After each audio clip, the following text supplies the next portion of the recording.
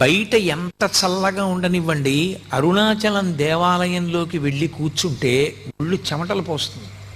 అంత వేడిగా ఉంటుంది. ఆ వేడి నిజంగా అగ్నిహోత్ర స్వరూపంతో ఉంటే మనం తట్టుకోలేమని ఆ వేడి రూపంలో ప్రకాశిస్తూ ఉంటాడు ఆయన.